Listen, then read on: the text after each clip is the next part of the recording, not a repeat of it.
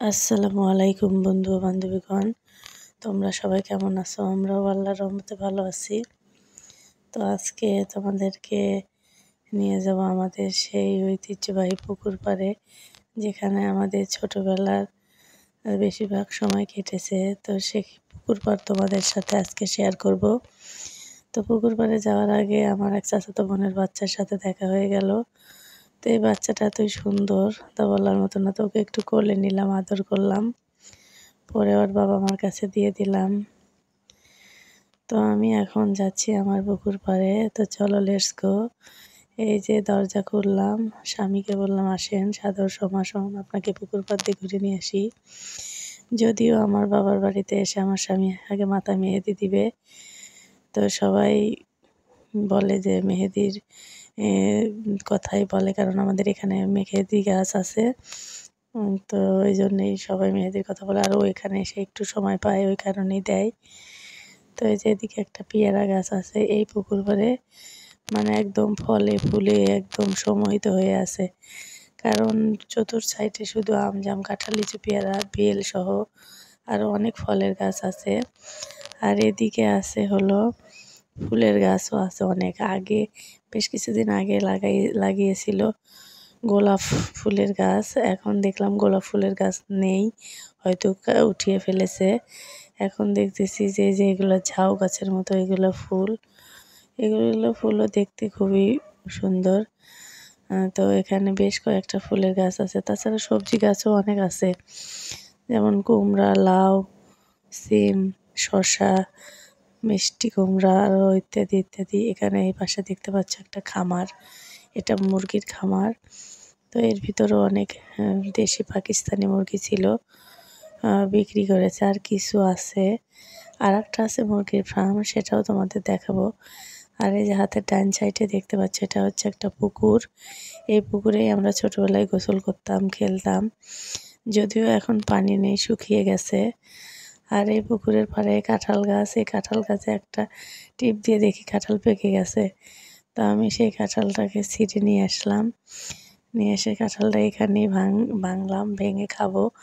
কারণ আমরা ছোটবেলায় এখানে এই কাঁঠাল গাছ থেকে অনেক কাঁঠাল খেয়েছি মনে আছে। এই কাঁঠাল গাছই সেই কাঁঠাল গাছ। তো আমার বরের সাথে গল্প করি, বাচ্চাদের সাথে গল্প করি। তো আজকেও সেই কাঁঠাল গাছ থেকে কাঁঠাল পেড়ে খেলাম। যদিও আমি খুব একটা কাঁঠাল খাই পছন্দ করি না, তবুও জাতীয় ফল বলে কথা কথা একটু না খেলে চলেই না। তো বছরকার জিনিস একটু মুখে লাগাই। তো কাঁঠালটা মিষ্টি ছিল, আমি 6 থেকে 7টা রোয়া খেয়ে গেছি। আর বাদ বাকিটা বাসায় নিয়ে যাব, এত খেতে পারবো না। তোমাদের পুকুর পাড় ঘুরতে দেখাতে নিয়ে এসেছি, ঘুরে দেখে নিয়ে চলে যাব। তো এই যে আমি এখানে মনে হয় 6টা থেকে 7টা খেয়ে নিলাম। এই যে আমার এই পিসিগুলো গুনলেই তোমরা বুঝতে পারবা যে আমি কয়টা খেয়েছি। আমি কিন্তু আবার বেশি খেতেও পারি না, তোমরা তো আবার আমাকে অনেকেই পেটুক বলে ধরে রাখো। তো যাই হোক, এই যে আমি 6টাই খেলাম, আর খাবো না। এই তো এটা আমি এখন বাড়িতে নিয়ে যাব। আর আমার যে ক্যামেরাম্যান, তার মাথার উপর আছে একটা আম গাছ, টপ করে একটা গাছ পাকা আম পড়েছে। তো আমাকে বলতেছে আমটা তুমি খাবো না আমি খাবো। তো আমি বললাম যেহেতু ক্যামেরাম্যান কষ্ট করতেছে, রে ভাই তুই খা, আমি আর খাবো না। তো আমি আমটা ধুয়ে ওকে দিলাম, ও খাবে। আর এই যে এই সাইডে দেখেন আরও আম গাছ আছে, সুপারি গাছ আছে, ফুলের গাছ আছে। এই বাম সাইডে আর একটা পুকুরও আছে। তো আমি তো আসলে অত দূর, বিশাল বড় পুকুর পাড়, এত তো ঘুরে দেখানো আসলে সম্ভব না। তো আমি অল্পটুকু করেই তোমাদের সাথে শেয়ার করলাম। যদিও এখানে আমার ছেলেবেলা কাটছে তাই আর কি। আর এখানে যে আমি জায়গাটায় দাঁড়িয়ে আছি, এখানে একটা মাচাং ছিল।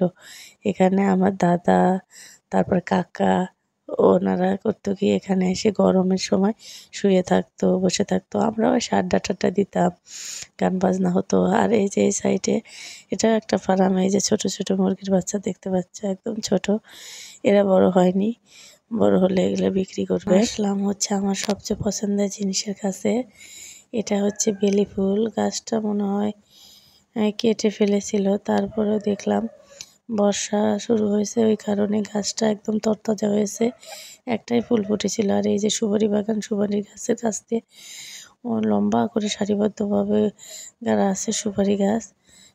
অনেক সুপারি গাছ হয়েছে। তো এই যে লম্বা করে কলার গাছ, সুপারি গাছ। তো এখান দিয়ে অনেক গাছ লাগানো আর কি। শসা গাছ, যদিও শসা এখন নেই, শেষ হয়ে গেছে। আর এই যে আরো ফুলের গাছ। তো এই ছিল আজকের video. So bye bye, tata, আল্লাহ হাফেজ।